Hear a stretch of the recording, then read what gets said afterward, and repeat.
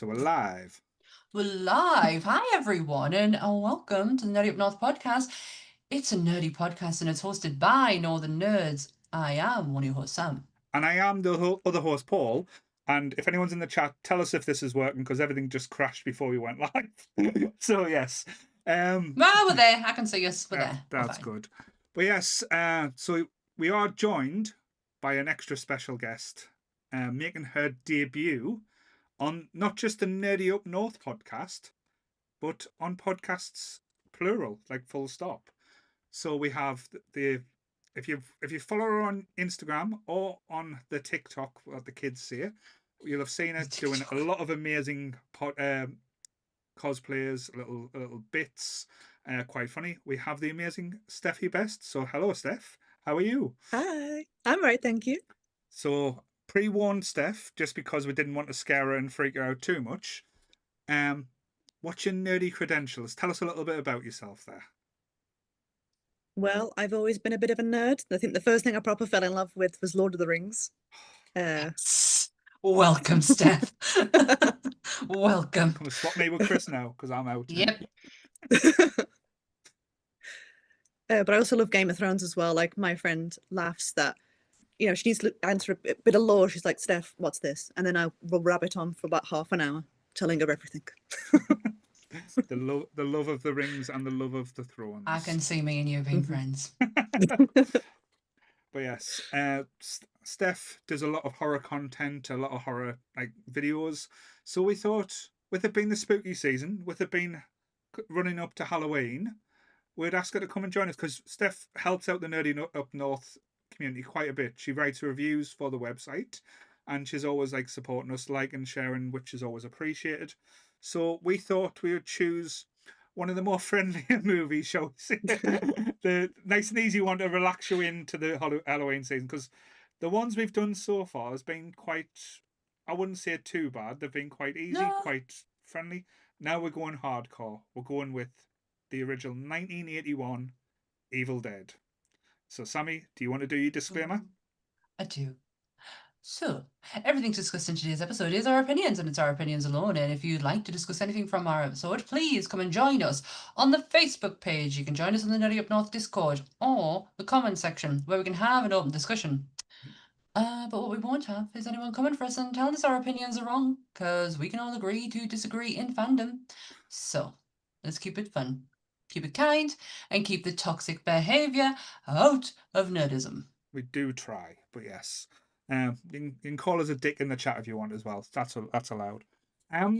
So yes. Hi, chat. So when I mentioned Steffi that we were doing this episode and if she wanted to join, I think her response was, "Fuck yeah, I want to do this." Fuck yes. So why were you so excited by the Evil Dead then, Steffi? I mean, what's not to like about the Evil Dead, really? I mean, Ash Williams is like one of a few things in a bit, yeah. I mean, Ash Williams, he's just such a good character, isn't he? And I said, I'm good. In fact, they cancelled the TV show. That was such a good show. The show was good. I enjoyed the show, yeah. Ash versus the Evil Dead. But yes, you are getting a lot. You're getting some love from Chris in the chat. As soon as you said the Lord of the Rings, Chris was like, "Oh, yeah. friend, new friend." But yes, Sammy, what are those taglines? Because I know you'd be desperate to say. Because hopefully there'll be some interesting ones for this one. I'm trying to think what can go first. Okay. Can they be stopped? Is that it? Right, okay. That's it. Scream as your nightmares come true. Okay. In a world. I can't choose between the next two. The ultimate experience in grueling terror. It's okay. And the last one. Sorry. And the last one, they got up on the wrong side of the grave. Oh, God. You have to remember this was 1981, so, yeah. I am going to use that, though. This is why I love movie taglines. They are, and especially in the 80s, they are hilarious. They got up on the wrong side of the grave. I'm going to use that as an excuse for getting up in the morning if I'm in a bad mood. They're even shouting it in the chat now as well, but yeah. I I don't know when your first experience with this movie is, but I can remember it vividly as a child. Now, because I know we're going to probably talk about it a little bit later. This was one of the video nasties. This was one of the films that was banned and you couldn't get a hold of, except if you knew someone very clever or you had an auntie and uncle that had a bit of a dodgy collection. I remember not seeing the movie, but the fucking VHS cover being absolutely Mm, terrifying. From if yeah. when you look at like videos of the time, like Halloween was quite simple. The Exorcist again, quite simple. This one was full vivid colours with a deadite. I think it was Cheryl on the front, Hmm. just basically looking thing, and then this kind of like ritualistic logo, the Evil Dead. I was like, what the fuck is that? And being absolutely scared. Like, I've never been scared of a video cover. This was the one that freaked us out as a kid. Oh, What about you guys? What was your first experience with the Book of the Dead, shall we say? I'll let our guest go first. Well, I was an adult, so it didn't really scare me that much. But I was in uni when I watched it. Right. Uh, yeah, my friend was just like, "This is a terrible movie. You won't like it." And then put it on, and I was just like, "Well, you're an idiot. This was really good." This was the best thing ever. Yeah, we don't speak anymore.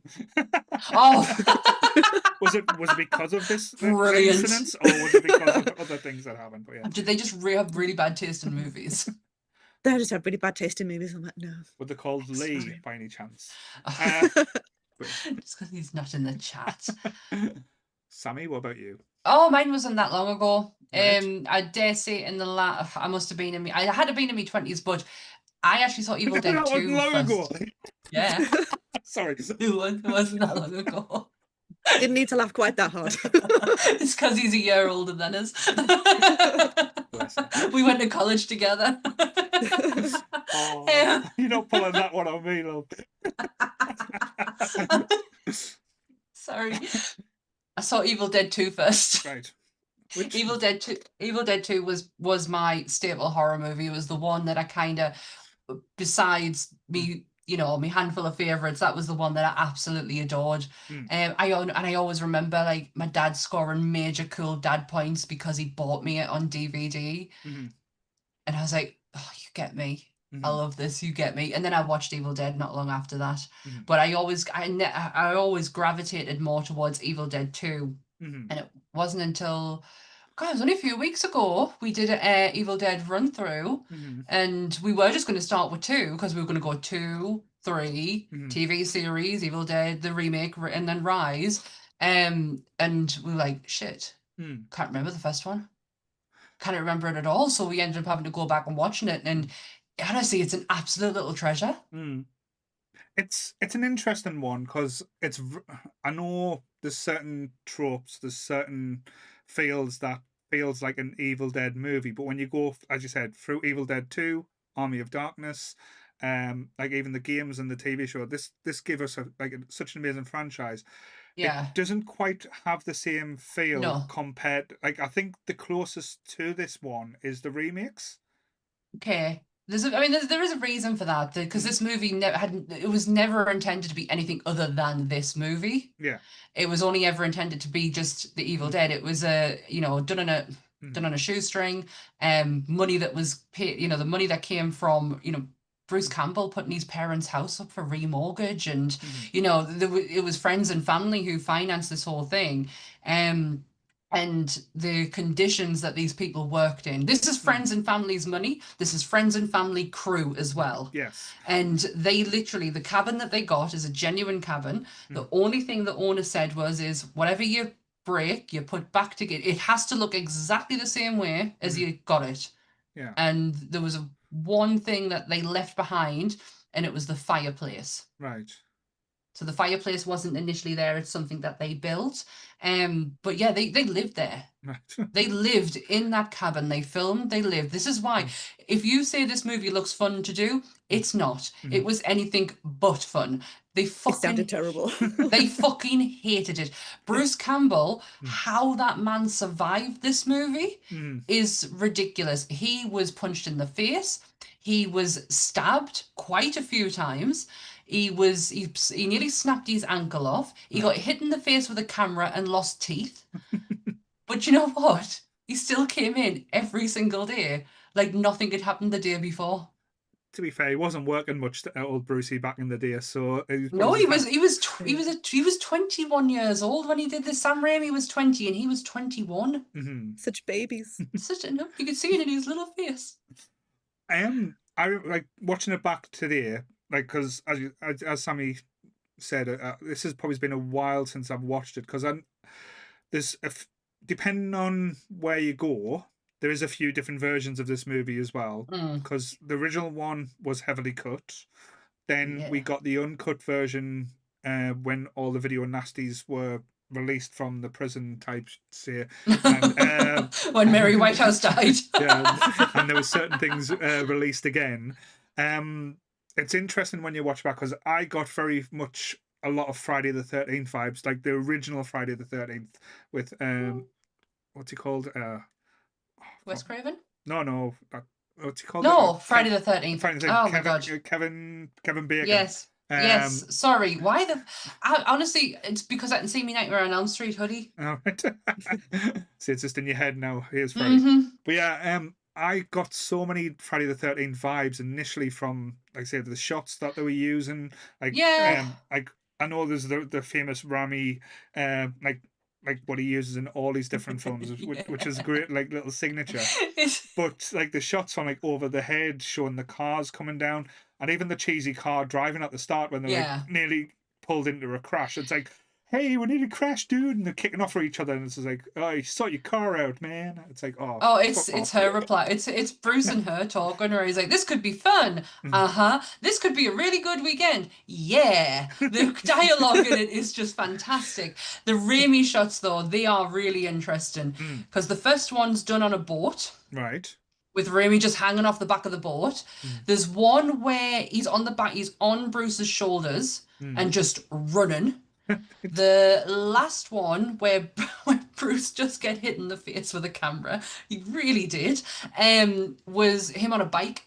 Right. And Raimi on a bike with a camera here and just went for it. And they made a clear path, so he went right through the house, but Bruce just said, just don't stop, and didn't. And the camera just went like that and got him right in the face. So that reaction that you get is Bruce getting hit in the face for reals. He really got hurt in this movie. How they convinced him to come back for more is beyond me. To be fair, I think it's worked out well for him though. Yeah. Oh, 100%. You can't imagine a world where Bruce Campbell as Ash Williams doesn't exist. Oh, and it's a great starting point for him as well, because he's not the comedic hero in this one. He is playing it straight-laced, and it's almost like Ash Light, if that makes sense. He's kind of like the reluctant hero, where he's like, what the fuck's going on? Like everything, all the chaos and everything go around. This movie though, just because everyone will talk about like the remake being quite brutal. I think this is far like the brutality and like the violence in this movie outshines it as well. Just the simple ones, like the pencil in the angle. Like I remember watching that for the first time as a kid, freaking out. Watching it now, you can see the tricks, but still, I winced and was like, "Oh, it's not a pleasant experience to watch that bit." I think anything with ankles makes you go, ugh. It does with Paul. I learned that last week. You don't do ankles. Yeah, it gave me a lot of Brain Dead vibes. It's the mushiness, it's the gooiness, it's the it's the unrealistic bodily fluids that but I still loved it. And the stop motion that they use for the decaying is it's art. It really is art. It was fun. It was fantastic when I rewatched it. I was like, Jesus Christ, like that's some different techniques for movie making. I know the 80s took a lot of risks, and I'm starting to appreciate that more with the more 80s horror that I'm watching. But Jesus, that's a fun risk. That I think it was more budget as well. I think they basically used what they had to the best that like they could as well. They got the most out of it. But like when I was talking about the violence as well, like with the stabbing with the angle, it's not just a stab, it's a twist, it's a bend, it's a move. It's that type of motion that kind of like freaks you out as You- well.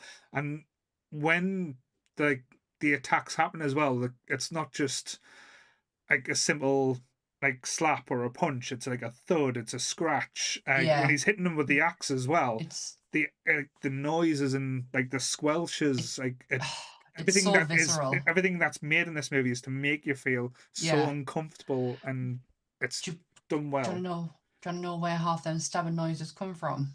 When was it Ash? Bruce being stabbed. Oh, I read Bruce about Campbell. this last night. Dead chickens. Dead Yep. chickens, Hmm. right? Yeah, that's So where half the slashing and the stabbing and the comes from. So Yep. was it like KFC or was it like a supermarket Would chicken? you Yeah. think they were It was just his eating? dinner. Yeah, that's what they did on a night time because they were all living there on a budget, and they were like, right, we're gonna slash and dice these chickens, and then we're gonna have them for tea. I'm only joking. I generally don't know that. It's yeah, it's like in the latest Evil Dead where like the woman bites someone's eyeball out, and apparently that's actually Bruce Campbell just biting an apple, and that's what that sound is. Right, okay. Yeah, Oh, yeah. Oh, I love stuff like that though. So You mentioned the fact it was a video nasty. yes. So yeah, Mary Whitehouse, everyone's favorite Karen, decided to take this one, and it was actually one of the first to be added to the video nasty list. So we didn't get to see it for a long time. What I don't know if anyone else knows is that Sam Raimi was actually taken to court over this in the UK. Right. Okay. I don't know. I couldn't find much more on the actual case itself, but he got dragged through the courts because of this movie over in the UK. We were bastards We back then. honestly, she was a fucking nightmare. Yeah. But yeah, but interestingly, if we don't have a certain master of horror being given this movie after it was edited, we may not have potentially have had this movie at all because nobody would touch it. Right. They couldn't get the production team together to be able to get it released until Stephen King was given it. Right. And King our give Lord it and such. Saviour. Yep, exactly. Even King got it, give it a glowing endorsement, and that's when Lionsgate went, well, if King likes it, then we're gonna have to take this. So it's okay with the master of If horror. it's okay with King, we'll take. So yeah, it was a New Line Cinema who took the movie after King's glowing endorsement of it. So you have Mr. King to thank. I mean, there's so many people who went into this to help out. There's so many oh gosh, there was really now famous directors who came in and helped with the editing. Like they were all friends of Raimi's from like growing up, Yeah. who've obviously gone on to. There was a big name and I can't remember who it was, who went in to help with the editing to make sure that this was neon perfect. This was what he had in mind. Yeah. So there's a lot of influence in there. It's interesting you're saying that King give this glowing endorsement because I'm going to be honest, I didn't love the ending to this when it comes to because with the movie, there's a lot of like memorable scenes. There's a lot of things that you can harp back on and watch and go like be like shocked or amazed or blown away. And some of the visuals is unbelievable. The ending, I watched it this morning. I still it kind of didn't do anything, and I can't even really remember it too well. And that thing, again, It's not literally the it's the Deadites die. He wins. That's it. But that's not the original ending. yeah. So the original ending was Ash died. Nobody survived. Right. But the studio were like, can we kill off the hero? Could we? Yeah, we potentially might have something here. And at the time, like it was really exciting for them. I've just found that information. So they sold the distribution rights to to New Line Cinema for an incredibly low price. What I've been hearing, especially with the Wayans brothers, this is not something out of the ordinary for people who don't know what they're doing, Right. especially when it comes down to what they own.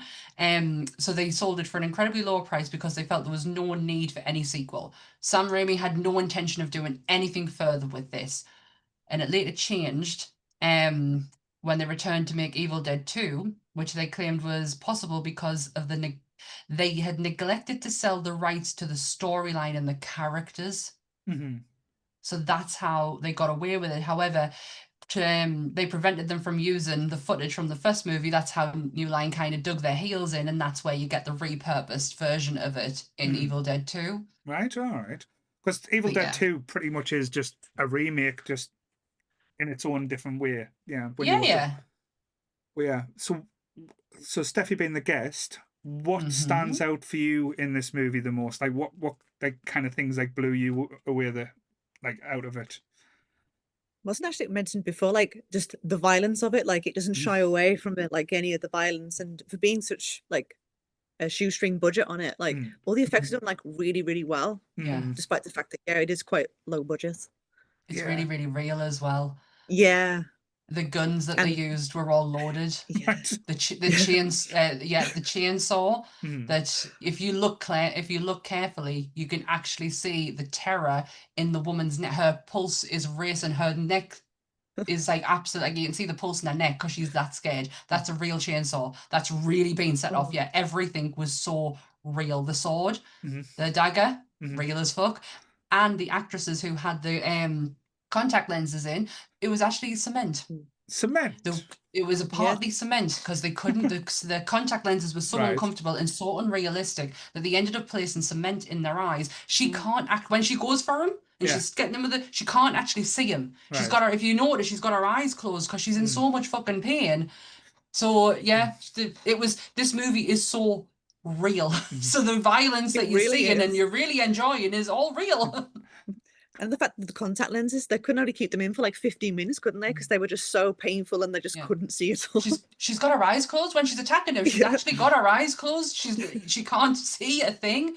But yeah, they had to put a level of cement in them. It's like because Lon Chaney, when he did the Phantom of the Opera, he used to add things into his lenses to make them a bit more comfortable, which is why he had the fish gelatine over the top of them. Yes, it sounds disgusting, but he would do anything to try and, because the contact lenses that they use are not like what you would get today, where it could simply just fit over the iris. They would get ones that literally cap their eyes.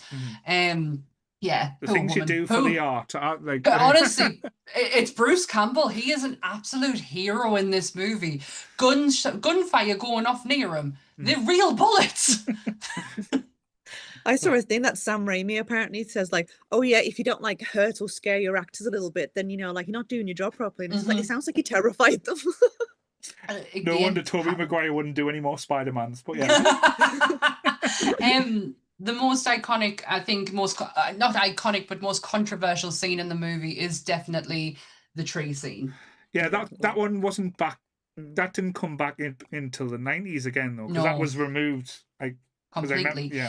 Yeah, that was removed. Now, we see it as how we see it. Yeah. It's not how it was written. Right. This is Raimi's Are you trying to put this delicate now?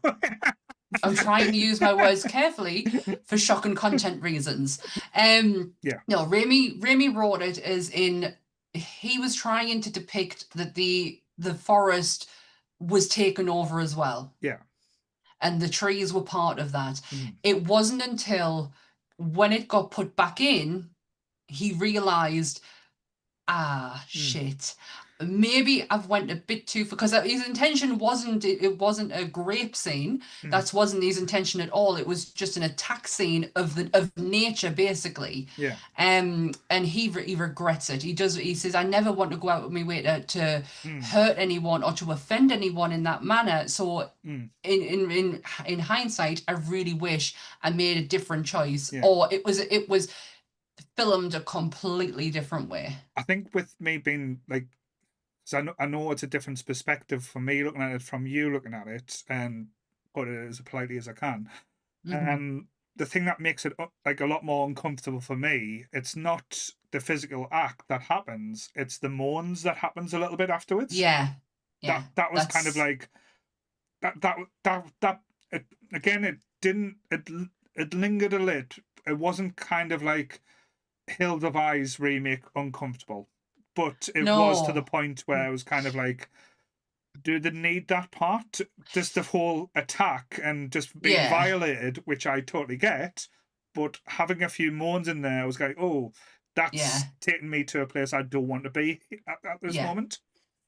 Yeah, they tried to counter that with Linda trying to grip Ash at the end and think that it'll balance it out. Right. I don't Which think is a really weird thought. I think he was trying to depict something and he didn't know how to do. I don't think he knew how to do it. No. In the way that he wanted. I think he had such a different idea and it didn't go that way, and then it ended. Oh, it sounds like a big mess, and I don't think it was ever intentional to offend anyone with it. No, it's not like what was that movie? Was it Straw Dogs? Well, it got banned because it showed a scene similar, like where it went very left field, and I think it was the Dustin Hoffman one. But this, yeah, I can understand why it was taken out.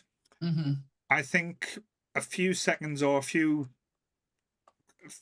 more edits, it would have been a more impactful scene rather than becoming a more uncomfortable.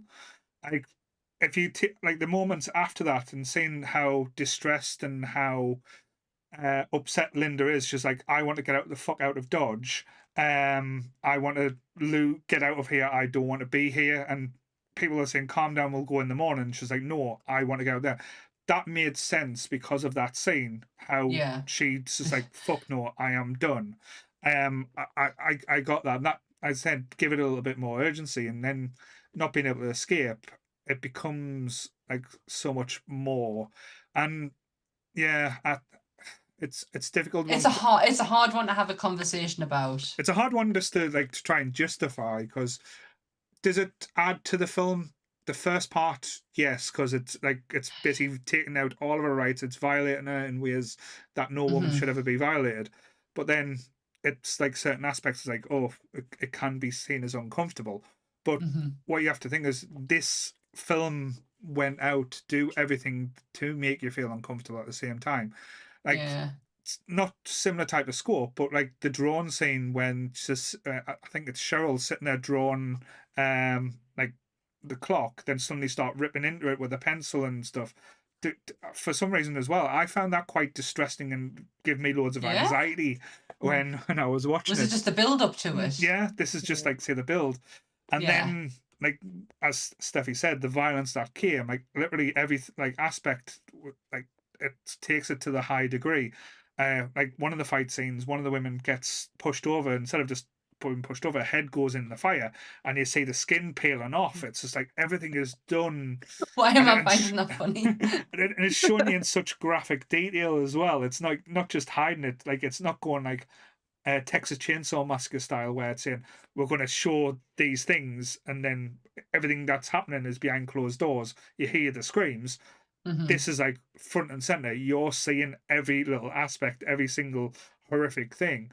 And even when the fight, I think it might have been Shelley. I could be wrong, because but by the point when all the women are possessed, or all the different people are kind of like mashing into one.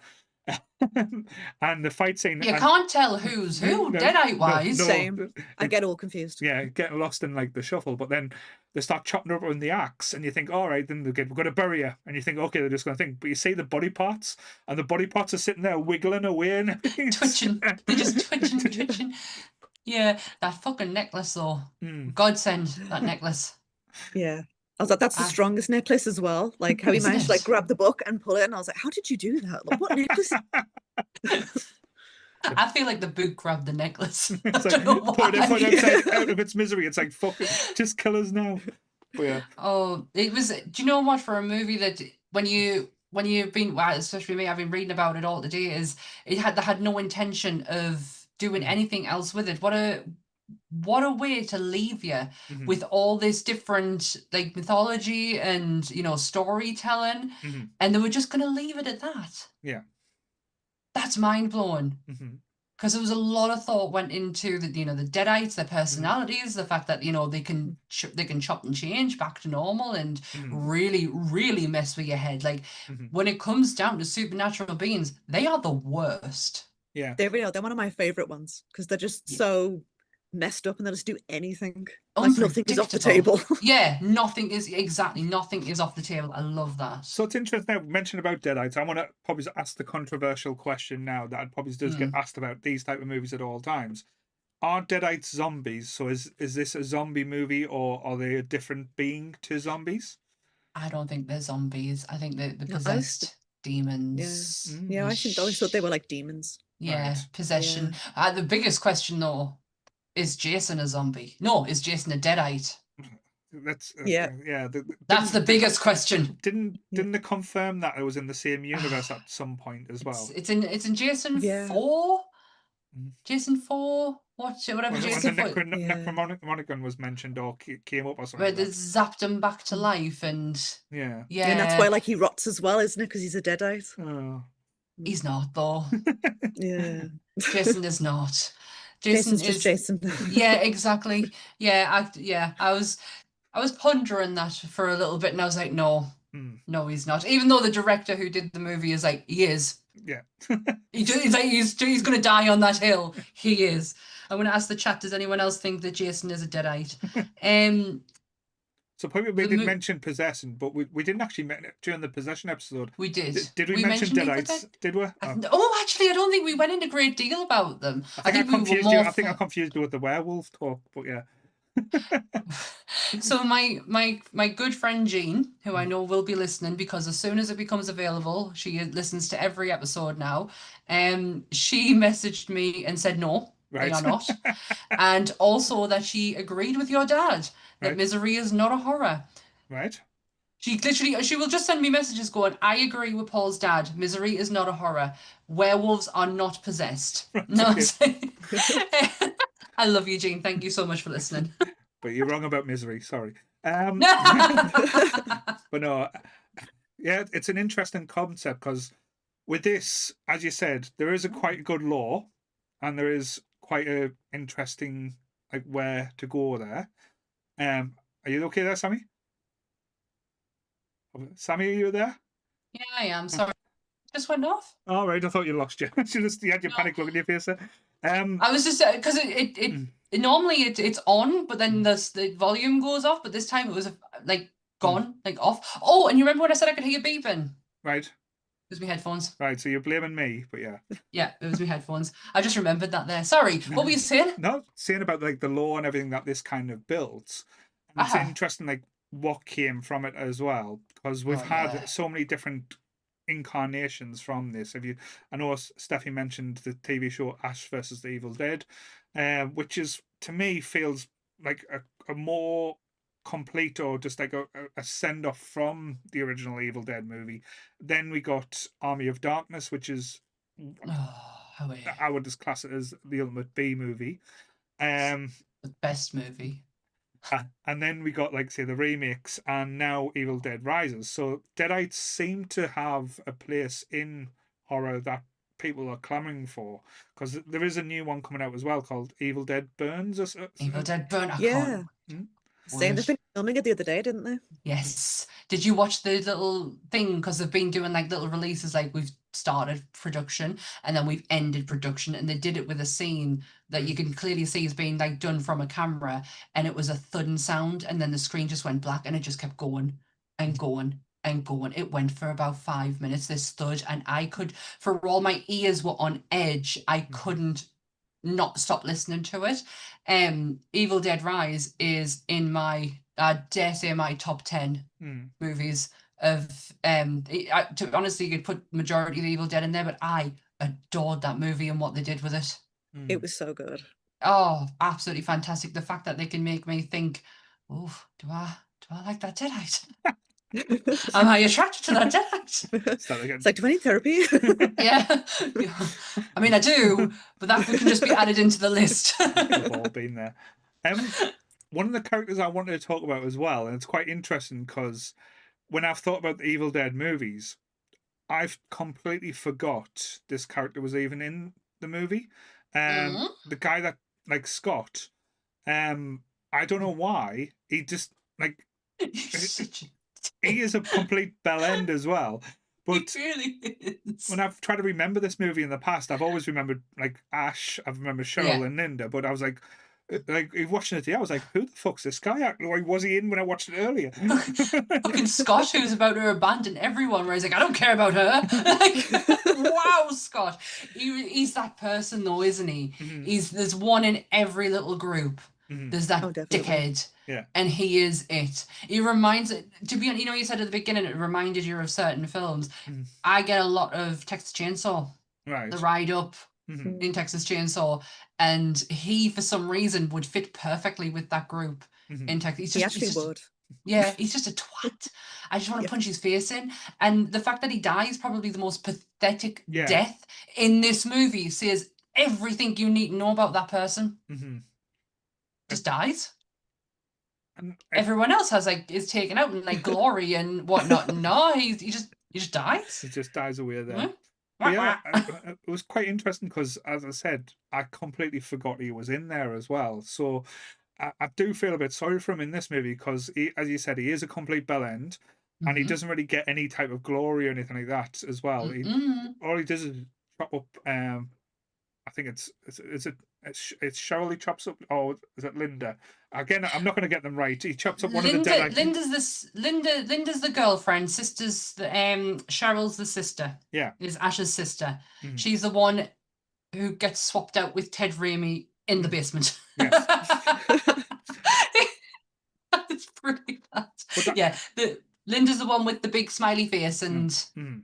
yeah, and the really shit contact lenses. But the basement scenes, them are some of the scariest scenes in this movie as well. Just like Oh how yeah. they play against Ash as well when she's walking around, and all you hear is "Ashy, you're gonna die," and, and he's like, "Shut up!"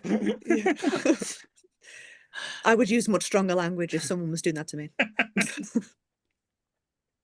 I wouldn't. No, I would. Sorry, I'm just trying to. I don't know if there's any mods in the chat. That's fine. I've just You done just it. need to keep talking. I'm going to think that my headphones are gone again. Just waiting for you to like say add your little points in. But yeah, I can't remember what I was going. What you talking about? like the basement scene. Oh yes, it was there. Visually, Mm, it's spectacular. yeah.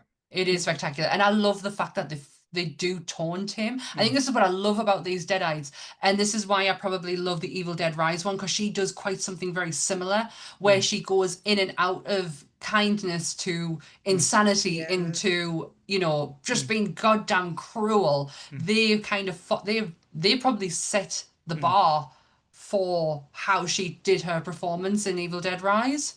Yeah. Oh no, you get the looks and the feel. I think the Deadites on her from like going forward, like Uh-huh. that was kind of like the bar, and that's it. And even in the remake, they kind of try to recapture the look when she's peering through the the Yeah. little trapdoor, which again in this movie, how we get to see the trapdoor. Normally it's done quite spookily. This was done fucking hilarious. Like even Arth was like, "This is worse than Scooby Doo" at this point. When they're Mm. just talking away and you see in the background the little thing just pop open and like a little bit of spooky music starts playing. It's like, oh, would you fuck go down there after that opened door? But I they know, always it's make just like stupid if that mistakes. flew open, I would not be going anywhere near it, let alone go down there. It's like, no. Hmm. The minute we pull up at that house, Yeah. I'm going Yeah. home. Yeah. This I'm not scary going in cabin in the there. middle of the woods. No. Fuck no. Yeah, the bridge If almost collapsed on the way in. that should have been sign number one. Hmm. Yeah. Yeah, no, I would definitely be going. I love the fact that the cabin in the woods cabin is based directly off this one. But it's like say it That's something I influenced like as well. so many different films come from this as well. Hmm. Like it is one of the most influential movies that was made, especially for the time and with everything that came from it. Yeah, It kind of sets the bar for that type of movie as well. it does. The way that he shot it, the way that even Mm, his fast moving, hmm. which we would see now is just like, oh, that's just Sam Raimi, that's just what he does. But that wasn't being done at the time. There's Mm, certain things that he did create for it. What they did do at the premiere, mm, he's clearly a big William Castle fan because mm, William Castle, if you don't listen to Monsters, was a director who liked to involve his audience mm, and make movie experiences a mm, thing. To be honest, without William Castle and the likes of William Castle and Alfred Hitchcock, you don't have movies the way that we do now. mm, Because back in the day, you would have a movie being shown all day on repeat, on loop, and you could just jump in and out of it. It was the likes of William Castle and Alfred Hitchcock who created start times. You were in at this time. If you missed this time, you're not coming in until it starts again, when it shows again. And they would have kind of props and whatnot. Sam Raimi took a lot of inspiration from that, especially like William Castle used to love scaring his audience. He used to love having like 3D, stuff coming out at them, and he even had a movie in 3D as well. He decided for his thing, he was going to do a blood donor station. Okay. Yeah, to give back to the amount of blood that was lost in this movie. Yeah. I like how Saw does that as well, don't they? Sometimes they do a Yes. blood drive with every Saw movie. Yeah. At the screenings, they did blood donor stations. They were actually give tickets to people who free tickets for the movie if you were going to donate blood. And it was part of their way of giving back. And especially the fake blood, which used to. So I mentioned the fact that the cast and everyone lived in that cabin. One person didn't. It was Bruce. Oh, was Bruce given special treatment, was he? Or? No, he just went. He went home. He went home every night because he was absolutely covered in gunk, in what they were using for blood was sticky. Yeah, I was going to touch on that as well, because in the 80s, they kind of experimented a lot with the looks and feel of blood. The blood in this wasn't what I would class as realistic looking, shall we say? But it did have the ick feel. It was probably the more icky, and you could tell it was gloopy. It was like almost like it was like I know like they made jokes and scream about like corn syrup and stuff. This did actually look like it was made out of sweets and anything as well, but not the Willy Wonka kind. No, it was sticky, and he just went, "Oh, I'm going home. I'm not sitting around." I also saw that the cabin apparently didn't have any plumbing, so like, how would you have gotten that stuff off you? Nope. And to be honest, he'd been hurt quite a few. Like they really thought when he twisted his ankle that he was done, because that was like the final straw.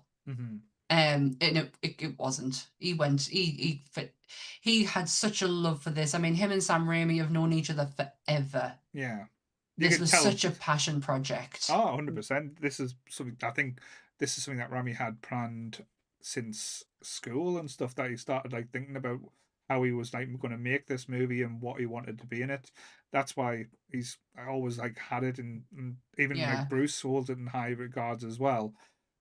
I've just seen as well. He still fights for the franchise now. Yeah, I've just seen as well. What did you think the budget was for this movie? Because we talked about the cost. So yeah, 375. Sorry, I knew that. My apologies, I ruined it. No, it's fine. But the gross what it brought in, 29 million though, for a time, is like, I don't know conversion wise. I didn't look at that part. Me and maths aren't friends. No, me neither. I don't come here on a Sunday for maths, to be honest. That's why I never write down budgets or anything. I knew it was 500,000. The majority of it really does come from Bruce Campbell. And he gets executive producer on the movie, and it is simply because of the amount of money he puts into this movie. He didn't ask for it. No. It's just, what other way can you say thank you than your name will forever be executive producer of this movie? It's always interesting as well. Sorry for the stabbings. Sorry for the stabbings, It's always interesting because one of the things I like to play with is what would they do, or how would you like go continue with the story, or how would this work in a different format? I can't do this with this movie because literally every type of format that you can think of, they have did it. And it's been successful as well. It's like there's a comic, there's a it even brought it into Marvel at one point, where it was like the Ash Marvel Zombies versus Ash and the Evil Dead. That's brilliant, isn't it? Was that the compromise? When they were doing the whole Freddy versus Jason, and they were going to do Freddy versus Jason versus Ash, and there was something licensing wise, and they couldn't do it. The compromise was he would go into the Marvel comics to do that story, or am I making that up? I don't think that was the case with this. I think I think that's just one thing, that when they've done Marvel Zombies, that was kind of like, oh, what can we do with Marvel Zombies? We can add the Evil Dead element to it. But it's interesting you said that, because as you said, when they've done Freddy versus Jason, Ash was meant to be in that film. It wasn't meant to be Freddy versus Jason. It was meant to be Freddy versus Jason versus Ash. The sequel to that was going to be Freddy versus Jason versus Ash versus Michael. So, because Hatfield was meant to be like shown during that as a sign as well. So that was supposed to be going to be like the franchise that was brought on from Freddy versus Jason. But I think getting all the different studios and all the different like people to play nice and share like the pie equally, it became a minefield. Like I think the people who owned Michael Myers at the time just said "fuck no." I think Pinhead was included somewhere in it, but it might be comic books that he was included, not I movies. think it was down the line that they wanted to branch into every single horror franchise. How The would kind of you how would you bring him into that world? Jason I was Into thrives the just upon thinking it. what? that. I was like, how would he fit in that? How would he fit? But how would Pinhead fit in, like a Cenobite fit into the world of the slasher genre? Could be How? I interesting. don't. I would even know.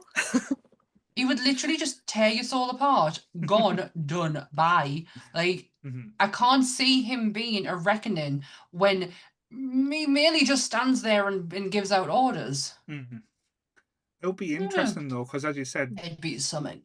turning things on its head. Because then you've got like Freddy the Dream, like say the Dream Warrior, whatever he wants to be, the Dream Oh Demon. my god, let's just call Freddy the Dream Warrior from now on. That's brilliant.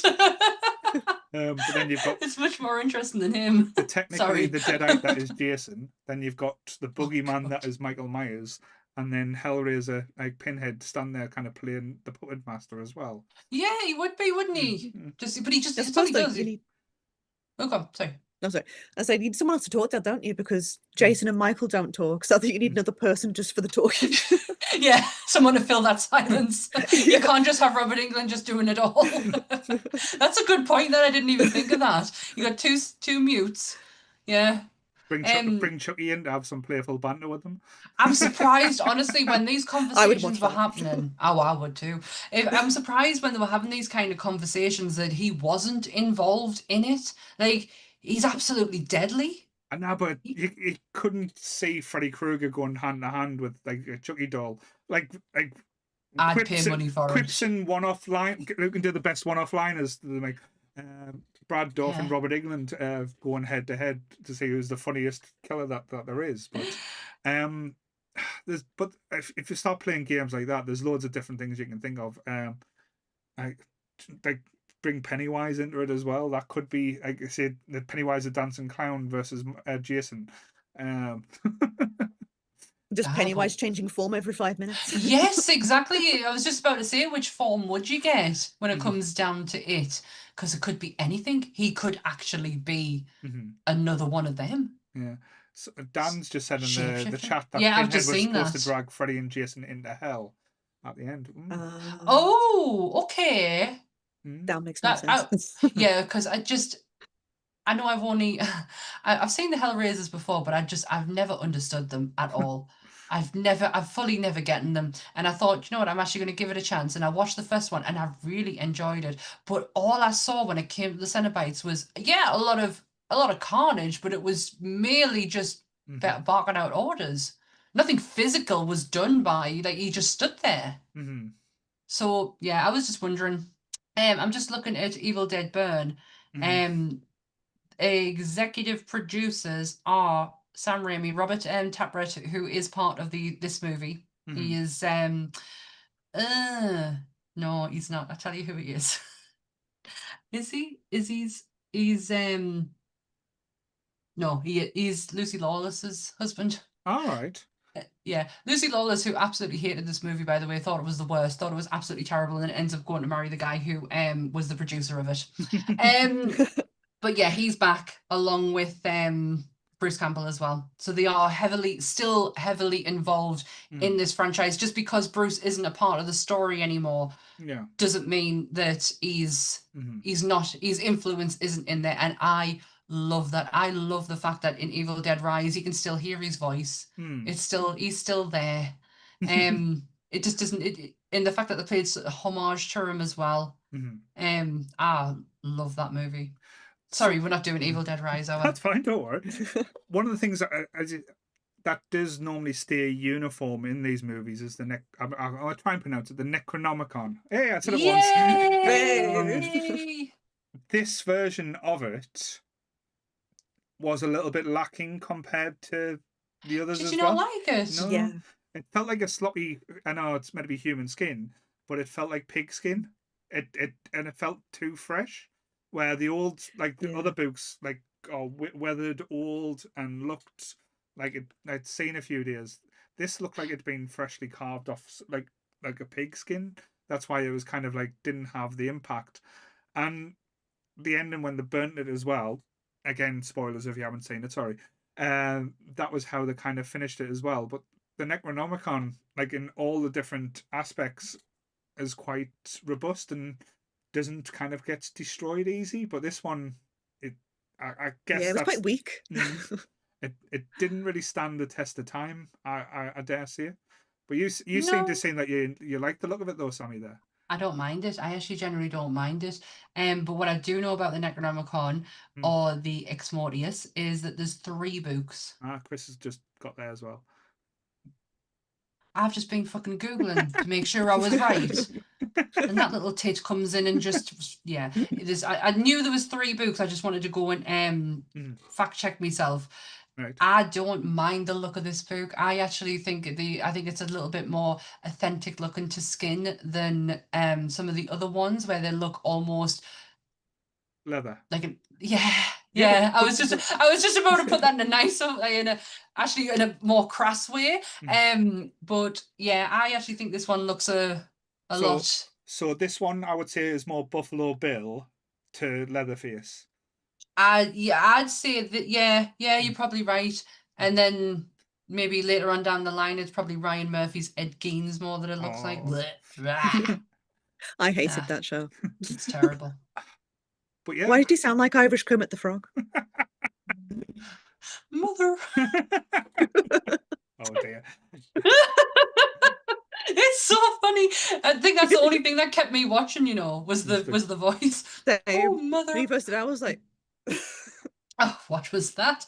To be honest, the Book of the Dead, the Necronomicon is quite interesting when you start reading into it. It does come from H.P. Lovecraft himself, which up until doing Monsters would never have touched. I think I watched it Orange August no. There was a TV program that came out a few years ago that was H.P. Lovecraft inspired, and I oh, watched a bit of that. Lovecraft Country? Thank you. Oh my God, my brain would have hurt there. Thank you. I watched that, but I never got him. And it's only since doing Monsters and the movies that I've watched that have been influenced by H.P. Lovecraft, I'm starting to get an idea of this very fucking crazy person. So it didn't surprise me that this book comes from him. I think in the slightest. Yeah, I think with Lovecraft is look at his creations, not the person, because the person. Oh yeah, I don't want to go down that. I don't want to go down that route. Yeah, no, appreciate the art, not the artist. Thank you. Yes. Bit of a cunt, but yeah. See, you can't say it on YouTube. But how many times can you say it before you get flagged? I don't think it's how many times. I think it's if you say it in the first 30 seconds. That's when. Yeah. We used to have a thing. Yes. Yeah, we used to have a thing where we would be like the first 10 seconds, no swearing. It sometimes went, it sometimes didn't. Yeah. I'm just looking at the book now and I generally don't know if I'm looking. I love the sad face. Oh, it's so hard. I do prefer, like as you said, the Evil Dead 2 and the Army of Darkness book. I think that Necronomicon. I think if we go back to the recent one, Evil Dead Rises, that is the scarier book. That's and I love the fact that the blood was needed in order to like make things start to happen, and it wasn't just a case of generically, we open it, we see see the words. and then shit kicks off. It genuinely needed something living, some organism, some blood in order to get shit moving. But I've always, can you remember when they brought the Necronomicon out? I think you own it, actually.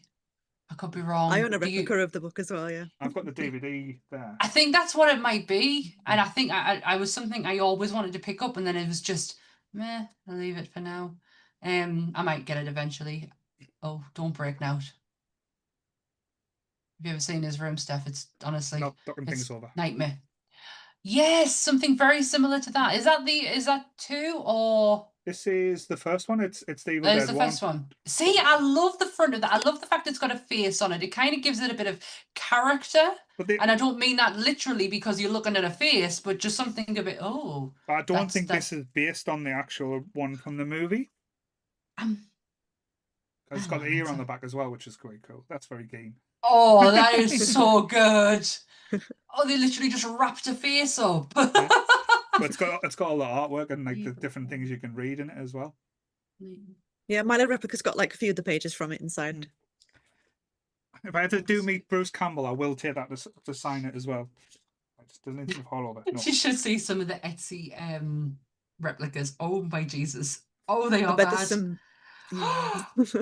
Imagine drawing the face, Mhm. but with the opposite hand you write to. Mhm. That's what this Etsy book looks like. It's horrific. I see what you mean. It's very cartoonish. Yeah. But I love that element to it. I think it.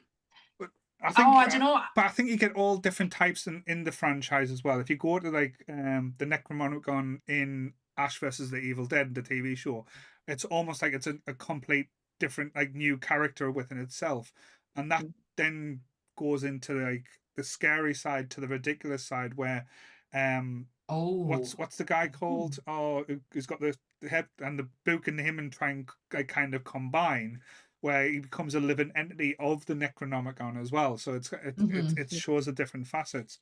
I think with the Evil Dead original one, the book could have played a lot more, but it is just simply a prop. It's not its own thing. It's not its own character at the moment. Yeah, it's just more of a plot device rather than like being something that actually causes all that.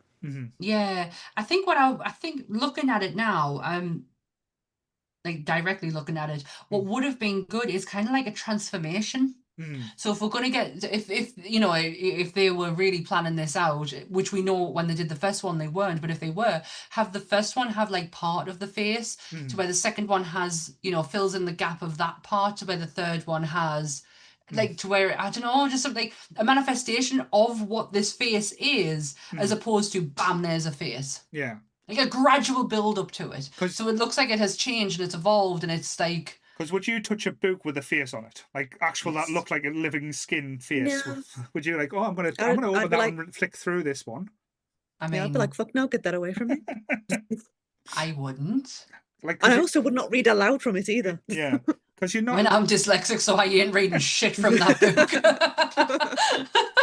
So, knowing my luck though, my dyslexia will kick in and I'll be like, oh, I can actually understand that. Finds out it's not really. The Deadites like, damn. Sarah's not like, dyslexic. Foiled by dyslexia. She's not dyslexic. She just speaks Latin. That's what the problem is. No, it's like, you know how like, you know, dyslexia, the common myth is that all the letters are all muddled up and, you know, that's how you read, and it's not the case at all. But if that's the case, when it comes to Latin words, maybe I can read it. Maybe my brain, because it's wired so differently, can like look at it and read them words. You never know. You could be a master at Latin. You just don't know it.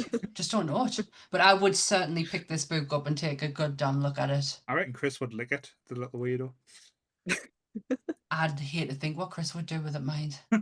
See, now I'm just thinking, I wonder what the Necronomicon tastes like. I'm wondering what it smells like. The smell would be smells great either. Yeah, I'm looking at. I've got a picture here where it's comparing all of them, and the one that with the face is actually Evil Dead 2. Yeah. So what's that? That's why I was confused when I bought that as well. I was like, I'm sure that's not the actual book when you see the thing, because when you see it set on fire, it is kind of like floppy pigskin. I still like it. I still like it. Like a bit of floppy pigskin. I don't think there's any one of them. The Evil Dead Rise is actually quite simple. It's just the skin looking with the. It's got the teeth on the binder. That's what makes it different.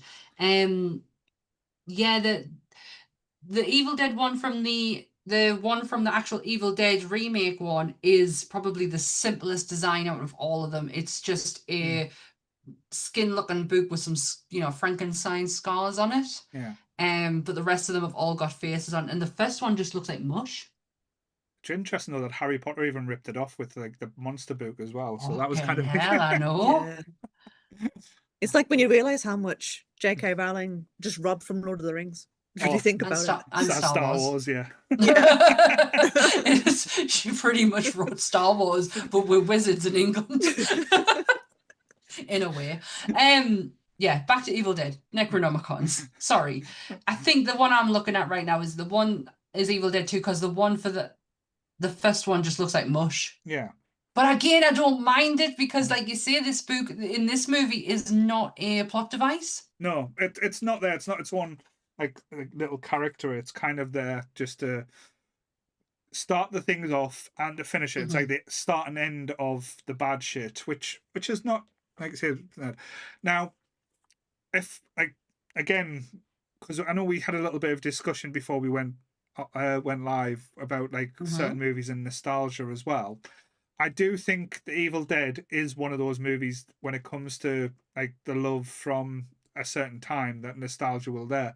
Because let's be honest, there is some shaky stuff in this movie as well, and the continuity between, like Steffi mentioned as well, is trying to, when you're trying to work out which Deadite is who or who's killing who or it becomes a lot messy. And you made a good point as well. One of the reasons for that, Sam, is because a certain character was getting changed into different outfits for this, wasn't that? Isn't that Yeah. right? It is. Mr. Ted Raimi was just replaced with the other actors and actresses in order to play the Deadites. So makeup obviously was different. The makeup was done, makeup and the stop motion was all, and prosthetics was all done by Tom Sullivan. The creativity that they used with the makeup was, for the money that they had. The chopping up scene where she's lying and it's literally they're all under the floorboards with heads sticking out. So her head sticking out, her arms sticking out on the other side, and then you've got other crew members who are filling the gaps for the other body parts to create a chopped up version of this person. That's how creative that Tom got with his work. But the makeup is questionable Yeah. in the best way possible. This isn't something like this. I feel like I don't know if this sets a bar for 80s horror makeup after, or you know what I mean? I don't know where it lies, because I have seen that Deadite makeup done in other movies. I think Night of the Demons, very similar there. I think But yeah, I think like the welts and that the contact lenses and like the purples and stuff that was used, like you said, that was a very 80s type of vibe or 80s type of feel. But as you said, yeah. the continuity did change it up. But I think again, they kind of used it for themselves as well. It's like, okay, we can't get this person to look the same as what they did before. They'll act a little bit Who differently, cares? or they'll try and be a little bit different as well. But as a whole, I can't knock this movie as well, because this movie actually did terrify me as a kid. It made us feel uncomfortable a lot as an adult, but from what we got out of like I say, a little hokey horror B movie and the franchises that had kind of grown and it's incredible what this movie created. Yeah. It's almost like Just the little engine that could. it is. Just to harp back to Tom Sullivan a second, because his credit rolls really are this franchise. He's never not worked on an Evil Dead movie. Actually, that's a big fat lie, Sam. He didn't work on Evil Dead Rise, and he's not working on the new one. But he did do Evil Dead, Evil Dead 2, Army of Darkness. That's all him. And the Necronomicon. They're all his. He Right. designed them. He made them. He created them. And also The Fly 2. Oh, that wasn't a good one. I'm sorry. The Fly one was That's good. The him. Fly 2 was bad. It's a movie I will never do on monsters. Can't. I am not there in my. I know that I have experimented a lot with body horror this year. That I'm not sounds a there. lot I kinky am that not you're there. trying to put it out there, Sammy. It's fine. No. People know me. If I'm trying to get better with body horror. I can't do The Fly. No. I cannot. It's Jeff Goldblum, isn't it? Yeah. Oh no, no. But you are right. This movie is it's so special. It's so it's I don't know, I try to be kind to this movie because I'll always go, it's so special, it's so good, but it's not Evil Dead 2. No. And I try not to. It's not even Army of Darkness, to be fair. No, and I try not to, because this does have a place. Yeah. And it does have a lot of love for it. And if you don't have this movie, then you don't have everything else that follows from it. So I would never ever, and I am not shitting on it. It's just, it's not Evil Dead 2. Yeah. Cool. Which is a really good film. Have you got anything you want to add there, Steph, that we might not have touched on? No, I can't really think. I think we've really touched on everything I thought really about the movie. Apart from like the iconicness of the Deadites, really. Yeah. Because they're fantastic. They really are. The evolution of the Deadites is an amazing thing as well. If you go from this, as you said, Evil Dead 2, Army of Darkness, which we get Evil Ash, which is absolutely brilliant. Then we get the remakes, and then Evil Dead Rise, like where we get kind of sexy Deadites, which again, but still has that almost cartoonish look of her face. Like she's not fully. It's not. I love the one thing I love about the Deadites is that they've never taken away from that, you know, ridiculous, over the top. You are like. I think you used this word earlier, like Scooby-Doo-ish type of feel, and even she has it in Evil Dead Rise. It's still there. It's just been done in a modern way. Yes, and a lot with a lot better makeup and a lot better like techniques and what I do not want to say better than Tom Sawyer, because that is a disservice to him. No, but different techniques, different makeup has evolved. Makeup has evolved, but the fact that they still managed to keep that same vibe running through. I hate the fact that I've just used the word vibe. They use that same thing running through it. I love that. I love the fact that they've never tried to make the Deadites something that they're not. No, it's great. Yeah, I like how the Deadites are like funny, but they're also just so terrifying and vicious at the same time. Yeah. Do you not think that's so 80s though? Because all the big horror villains or monsters had like the quips or a little turn of phrase. Like if you've got the Freddy Kruegers, the Chuckies, like Jason and Michael were silent, unfortunately, but you still had certain ones where they were quite like that humor there, and I think that does give more to a horror movie as well. Because it breaks the tension. Because if you're just like full on scared all the way through, it's a scary movie, but it's not a memorable movie. No, I think that's why Terrifier works really well as well. Like, the clown is quite funny, and it breaks up that violence and the gore and everything. Took me a long time to get behind that clown. I understood the iconicness of it, and you know the look. I got it, and thought, oh yeah, he's gonna be a staple in horror because of how he looks. But I could not get behind the killing for killing's sake. It wasn't until the third one came out and I fucking got on that hype train. By God, did I get on that hype train for that third one? I'm gonna call this now. Art is a Deadite. I wouldn't put it. It's a smile. It's a smile because obviously the big, you know, Cheryl's big, you know, cheesy smile. Yeah. And I always forget that's Art's real nose as well. Yes, I thought his real nose.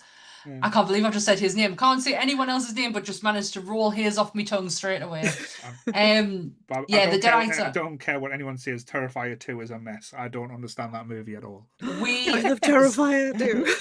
We did this with a really good friend of ours, Kay, who is a huge fan of these movies, and me and him absolutely hated every second of it.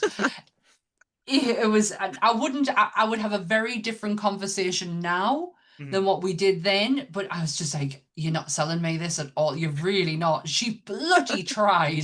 First one is an okay movie. Second one is terrible. Third one is ramps it right up, and I can't wait for the next one because obviously this is where I thought Steffi was just going to log off and say, "Fuck you guys, I'm gone now." I think with the first one, I couldn't get behind that. There's no story, there's no substance, there's just fucking kill after kill, and it's not something that I'm used to. So now we're getting a bit of a story, and we're having characters that are repeatedly coming back. I was like, okay, I was just happy to kill Chris Jericho. To be fair, that's what. Yes, me too. I was so happy. It's like, they broke the walls down. Y2J, fuck you. Yeah. But yes. So I would, as I said, if you haven't watched this movie, why are you watching a podcast on it without seeing the movie first, you dumbasses? You gotta have seen Evil Dead. Chris, has Chris seen it? Chris has seen it. He likes it. If Chris has seen it, everyone else has to have seen it. But yeah, I would say watch the full uncut version as well. Experience the whole uncomfortableness, and like I say, share your opinion as well. But yeah, I like I say, I love this movie. I love the franchise. I love everything to do with Evil Dead. I think it, as I said, it gives us so much more than like what a lot of other franchises do. It's always evolving. It's always moving forward. It's, and again, world building as well. Like that, not many films Yes. give you this type of like world and kind of experience. We've seen literally every type of incarnation of Deadite, and like from going back to medieval time and stuff like that. Yes. It is hilarious, but Army of Darkness. it's again, it's a lot clever than what I think a lot of horror movies are, and it It just mhm. long live the king. Long live the kid, Groovy baby. Long live the king. But yes, so Sammy, what's coming Yeah. out tomorrow? Tomorrow, we're staying in eight. We've to be honest, I don't think we realized we did this until the other day. But we've been in 80s horror the entire time for October, and we're not leaving yet. We are doing the 1980s The Changeling, not to be mistaken with the early 2000s Angelina Jolie movie of the same name. Yeah. You'll be very disappointed. Good story, brilliant story, true story, but not the one that we're doing. We're doing the spooky story. Where I can't remember any of the names of the people who are in it. I've recorded it last week. But it is available tomorrow on the Nerdy Up North You channel from 10 o'clock in the morning.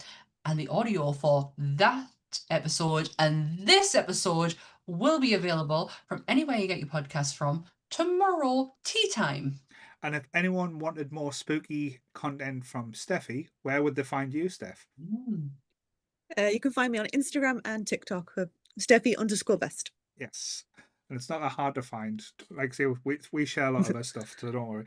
Yeah. And also my hair is fairly distinctive. As she, like a keeps beacon. as she keeps getting told by people driving past. You've got nice hair. Yes, so she's in the back. I got nice hair. Yes. I don't know what the Top Grumps are doing this week, so they've got no, neither do I. I just gotta say though, I really enjoyed your chat on The Godfather. Also love the fact that me and Chris spent the entire day before you recorded talking about said Godfather. So I really hope you are following it up with something even more classier than The Godfather. I will probably do something stupid, wouldn't I? But yeah. Most likely. We got Anime Club on Friday. We've got Anime Club on Friday, yes. I don't know if I've got Wonk on Saturday. Normally Women of Nerd Culture. Sorry, I'm not laughing at that. I'm laughing Chris at... is saying they're doing Spy Kids. Okay. Spy Kids. Oh, so well, we're following Godfather up with Top Grumps with Spy Kids. Yeah. I mean, to be honest, out of them, it could have been a lot worse. So yes. I guess that's okay. Next Sunday, but yes, though, Women in Nerd Culture is back as well. Yeah, next Sunday we are finishing off our Halloween season with the classic, with the original 1978 version. It is 78, isn't it? Yeah, Halloween, John Carpenter. We've done Halloween in different variations. We've done the good, the bad, the Rob Zombie, and we've done Michael Myers. But we are going to be touching, like, basically taking a moment to basically celebrate one of the greatest horror movies ever made, in my opinion. Yeah. Sammy might feel differently, but I do. But we'll have a not in a bad way. How can you say? I once made a disclaimer on an old YouTube video from back in the day where I said the original doesn't hold up. I got fucking dragged. So I won't be making statements like that ever again. But I've got a bit thicker skin now, so I think I can take on the nerds. She's got a bit balls on her now, but yeah. A bit more. If anyone did get a chance to hear that me and Paul were on BBC Radio Newcastle last night, you will know that I am the champion. You got answer the questions right. I do think it was cheating. Thank you. She picked most of the questions from your favourite films, so I don't think that was fair.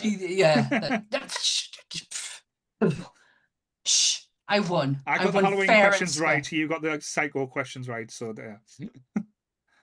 I won. Okay. When it comes to quizzes, I lost my name. I lost my gaming cred. So I am taking this one. I won a horror challenge. So yeah, but thank you anyone who did listen. Really appreciated it. No, Sammy didn't cheat, Chris. But yeah, but big thank you for Steph for joining us tonight. Yes, thank you so much. I know like how nerve-wracking it is to do these things, and especially doing it live as well. You've been an absolute star. It's been a pleasure, and thank you again Would for love to have you back. all the support and everything that you give us as well, which is always appreciated. But yes, same bat time, same bat channel. Stay nerdy, everyone. Bye. Bye.